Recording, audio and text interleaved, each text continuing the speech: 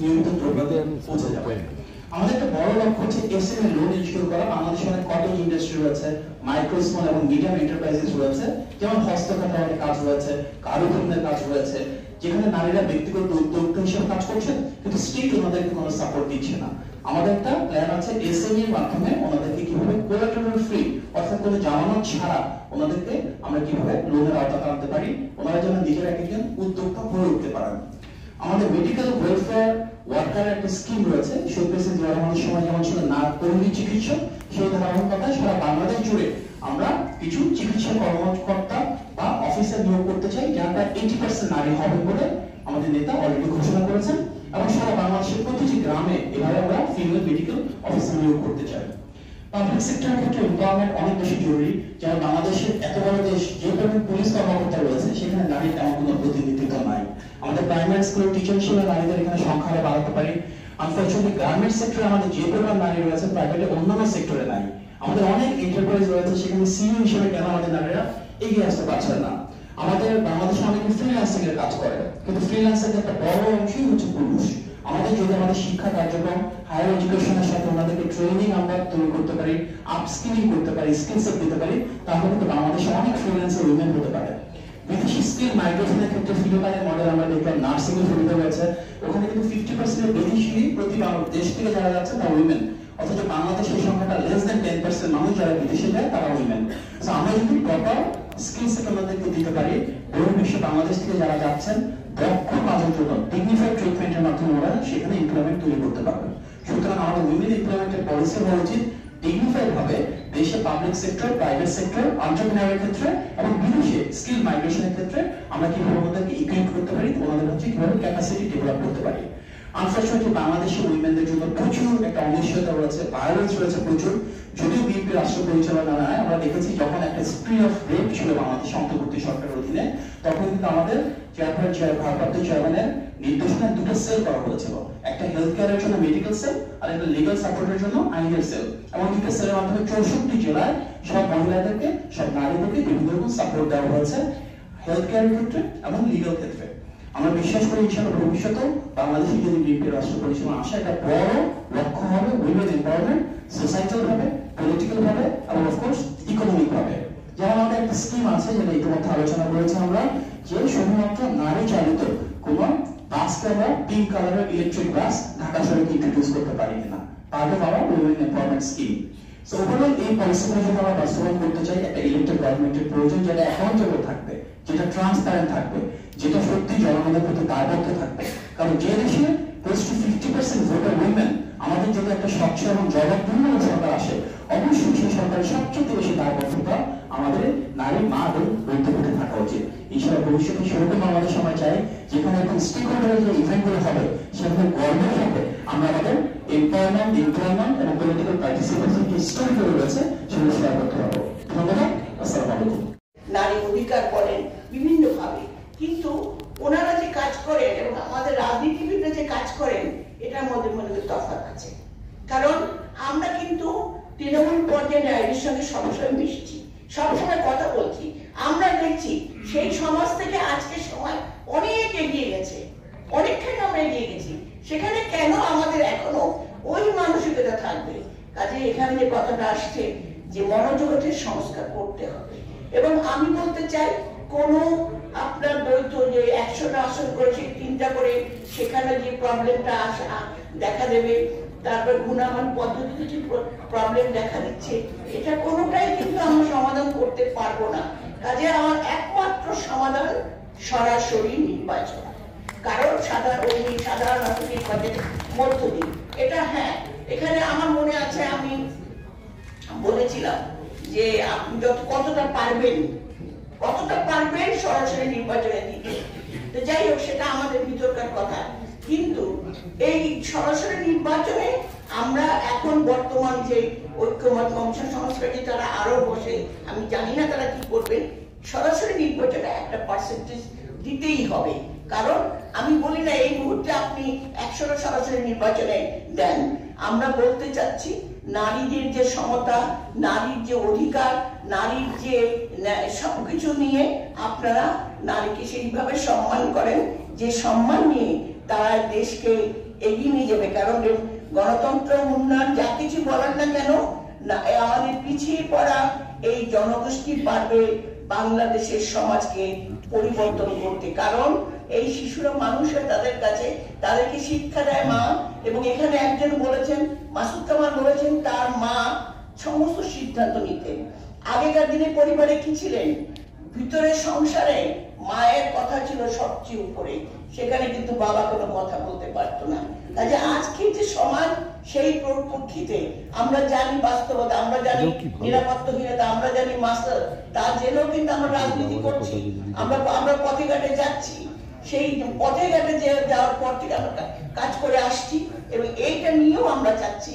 এই পরিস্থিতিতে কতটুকু ইলেকশন সুষ্ঠু হবে কি হবে না সেটা আগামী দিনের বাংলাদেশ বলতে পারবে। তবে এই পরিপ্রেক্ষিতে আমাদের সরাসরি নির্বাচনে অংশ নিতে হবে। আমি আবারও খান ফাউন্ডেশনে ধন্যবাদ জানাচ্ছি।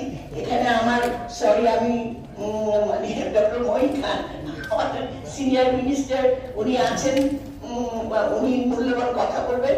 আমি সবাইকে ধন্যবাদ জানাচ্ছি। নমিনেশন দিতে হবে। এবং আমি আরেক কয়েকদিন আগে আরেকটি কথা বলছিলাম, সুলতানা সেখানে ছিলেন। আমি বলেছিলাম যে সেখানে উদাহরণ দেওয়া হয়েছিল বাংলাদেশের মেয়েরা অত্যন্ত গুরুত্বপূর্ণ ভূমিকা বাংলাদেশে পালন করছে। এখানে প্রায় 4 মিলিয়ন অর্থাৎ 40 লক্ষ নারী শ্রমিক গার্মেন্টস ইন্ডাস্ট্রিতে আছে, যে গার্মেন্টস হচ্ছে বাংলাদেশের অর্থনীতির একটা অত্যন্ত শক্তিশালী একটি ধারক বাহক। আমি বলেছিলাম আমি তো এই গল্প শুনতে চাই না। বাংলাদেশের গার্মেন্টের 40 লক্ষ নারী শ্রমিক কাজ করে বাংলাদেশকে উন্নতির পথে নিয়ে যাচ্ছে, আমি সেটা শুনতে চাই না। আমি যেটা শুনতে চাই যে বাংলাদেশের জনসংখ্যার যদি অনেকে বলেছেন, আজকে বলেছেন অর্ধেক নারী নয়, বাংলাদেশের জনসংখ্যার অর্ধেকের বেশি নারী, এবং সেইখানে 300 সিটের পার্লামেন্টে 150 জনের বেশি, 151 জন কেন নারী প্রতিনিধি থাকবে না, আমি সেই প্রশ্ন। আমি জানি এটা অনেকে হয়তো বলবেন অবান্তর, অবাস্তব, অনেক প্রশ্নই আসবে, কিন্তু অবান্তর অবাস্তব নয়। রুয়ান্ডার উদাহরণ তো আপনারা একটু আগে দেখেছেন, আজকের তিনি কিনোট স্পিকার তিনি সেটা উপস্থাপন করেছেন। এটি কোনো কিছুই অবাস্তব নয়। এখানে মূল জিনিসটা হচ্ছে যে সমাজ ব্যবস্থা, এবং একজন বক্তা নির্দিষ্টভাবে উল্লেখ করেছেন যে আমাদের মানসিকতার যে সমস্যা, সেই মানসিকতার সমস্যাকে যদি আমরা দূর করতে পারি এবং আজকের এই সমাজ ব্যবস্থাকে যদি আমরা পরিবর্তন করতে না পারি, তাহলে কিন্তু এই নারী মুক্তি, নারী আন্দোলন, নারী শক্তি, নারী সমতা, এইসব সেমিনার বক্তৃতা করে কোনো লাভ হবে না। আমাদের অন্তর থেকে সেই পরিবর্তনটি আনতে হবে, আমি বিশ্বাস করি। এবং এটা বলা হয় যে পুরুষ শাসিত সমাজ ব্যবস্থা। আমরা জানি যে বার্মার উদাহরণটা জানি, ম্যাট্রিয়ার্কাল সোসাইটি জানি। পুরুষ শাসিত সমস্যা আজকে এই উদাহরণটি আজকে যারা মাসুদ সাহেব তিনি অত্যন্ত চমৎকার ভাবে তার মায়ের উদাহরণ দিয়ে আমাদের বলেছেন যে আমাদের এখানে ম্যাট্রিয়ার্কাল সোসাইটি না থাকলেও কাগজে কলমে মায়েরা অনেক কিছু নিয়ন্ত্রণ করেন। যারা পর্দার অন্তরালে নিয়ন্ত্রণ করেন তারা আজকে পর্দার বাইরে এসে কেন নিয়ন্ত্রণ করতে পারবেন না? এটা কোনো যুক্তির কথা নয়, তারা অবশ্যই পারবেন। কিন্তু আমরা গায়ের জোরে, আমি এই শব্দটি ব্যবহার করি, আমরা গায়ের জোরে কিন্তু মেয়েদের পরিচিত করে রেখেছি, এই শব্দটি স্বীকার করতে হবে। এবং আমি বক্তব্য দীর্ঘ করব না, আমি শেষ করে দিচ্ছি। সর্বশেষ এটুকু বলবো যে বিভিন্ন পদ্ধতির কথা আলোচিত হয়েছে, এখন কোনোটাই কিন্তু ফুলপ্রুফ নয়, কোনো না কোনো দিকে আমাদের মূল যে সিদ্ধান্ত নিতে হবে, আমি মনে করি 2026 সালের ফেব্রুয়ারিতে যে আগামী যে নির্বাচনটি আছে, আমাদের সব রাজনৈতিক দলগুলোর একটা সচেতন সিদ্ধান্ত নিতে হবে। আমি এটা বিশ্বাস করি যে আমরা যত বেশি সংখ্যক প্রার্থী দিতে পারি, আমার মনে হয় সেই সিদ্ধান্ত নিতে হবে। দেখুন, আইন করেও কিন্তু সমাধান হয় না। একটা আইন করা হয়েছিল, লিগাল ফ্রেমওয়ার্ক অর্ডার, আমাদের যেটা বা আরপিও যেটা বলা হয়, আরপিওতে বলা হয়েছিল যে 2020 সালের মধ্যে প্রত্যেকটি রাজনৈতিক দলের অন্তত শতকরা 30% যে অফিস বেয়ারার তার নারী হতে হবে। কোনো রাজনৈতিক দল এটা করেনি। সরকারি দলে ছিল, যেটা আওয়ামী লীগ এখন হয়তো নন ফাংশনাল বা হয়তো নিষিদ্ধ, সেই রাজনৈতিক দল সরকারের থেকেও তারা করেনি এটা, আর অন্যান্য যে রাজনৈতিক দল আছে তারাও সেটা করেনি। এবং খুব চমৎকার একটা যুক্তরাজ্যের যে গণতান্ত্রিক পদ্ধতি, যেটা আমরা ফলো করি, ওয়েস্টমিনস্টার পদ্ধতি, ওরা দীর্ঘ হাজার হাজার বছর ধরে এর উপরে চর্চা করেছে, একটা পর্যায়ে এখন এসেছে। আমেরিকার যে সিস্টেম, সেটাও কিন্তু 250 বছর হয়ে গেছে, কিন্তু মেয়েরা ভোট দিতে পেরেছে পশ্চিমা বিশ্বের কথা বলছে, আধুনিক বিশ্বটাকে বলা হয়। মাত্র বিগত 100 বছরে মেয়েরা ভোটের অধিকার পেয়েছে। আর সুইজারল্যান্ড, যেটা দুনিয়ার অত্যন্ত আধুনিক এবং অত্যন্ত একটা মডার্ন একটা স্টেট, এবং যেখানে আপনারা জানেন যে পাওয়ার যে চেক অ্যান্ড ব্যালেন্স, যেটা আমরা করার চেষ্টা করছি রিফর্মস কমিশনের মাধ্যমে, সেটা কিন্তু সুইডেন সবচেয়ে বেশি আছে। ক্ষমতার কেন্দ্রীয়করণ সেখানে নেই। সেখানে প্রেসিডেন্ট যেরকম বছর বছর রোটেট করে। তো সেই দেশে মেয়েরা ভোটের অধিকার পেয়েছে মাত্র 1971 সালে, যেদিন আমরা স্বাধীন হয়েছি। কাজে এই হচ্ছে সারা বিশ্বের পরিস্থিতি। আজকে দেখুন,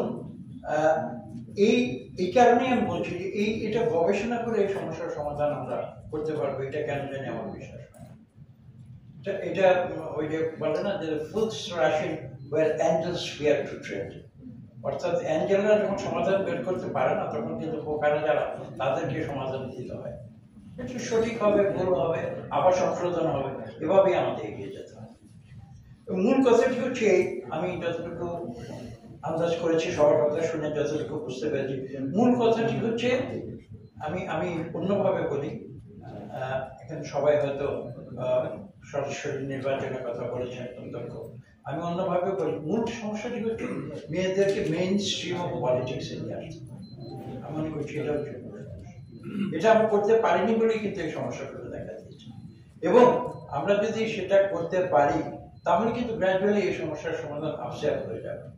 যেমন কেন বলছি, আজকে থেকে প্রায় 30 বছর আগে ব্রিটিশ কাউন্সিলে, আপনাদের মনে আছে, সেখানে হয়তো ওই যেখানে ব্রিটিশ কাউন্সিল ছিল, এখন আমি জানি না, ঢাকা বিশ্ববিদ্যালয় নীলক্ষেত এলাকায়, সেখানে ব্রিটিশদের সহায়তায় একটা আলোচনা হয়েছিল। আজকে আমরা যে আলোচনাটি করছি, অনেকে বক্তব্য দিয়েছেন আজকে যে এই সমস্যা কিন্তু আমরা অতীতেও অনেক আলোচনা করেছি। তার অর্থ এই নয় যে আজকে আমরা আলোচনা করব না, কারণ সমস্যাটির সমাধান হয়নি, সেই জন্য কিন্তু বারবার আলোচনা করতে হচ্ছে এবং আমরা করেই যাচ্ছি। তো সেখানে একজন একটা প্রশ্ন তুলেছিলেন, আজকে অনেকে যুক্তি দিয়েছে, সেটা হচ্ছে মেয়েদের কিভাবে নমিনেশন দেওয়া হবে। মেয়েদের নমিনেশন দিলে তো তারা পাস করে না। তো আমি সেদিন সেই 30 বছর আগের কথাটি আজকে আমি পুনরাবৃত্তি করতে বাধ্য হচ্ছি। আমি বলছি, তাহলে কি, আমি সেখানে উত্তর দিয়েছিলাম যে তাহলে কি আপনারা বলতে চাচ্ছেন যত ছেলেকে নমিনেশন দেওয়া হয় সবাই পাস করে? বাংলাদেশের অর্ধেকের বেশি জনসংখ্যার নারী যোগ্য মেয়ে খুঁজে পাওয়া যাবে না, এটা তো কোনো যুক্তির কথা হতে পারে না। হতে পারে লেখাপড়ার দিক থেকে হয়তো মেয়েরা অনেকটা পিছিয়ে আছে, রাজনীতি হওয়ার জন্য তো পিএইচডি ডিগ্রি দাঁড়িয়ে আপনার মতো বোকা রাজনীতিক এরকম পিএইচডি ডিগ্রি দাঁড়িয়ে হওয়ার দরকার নেই।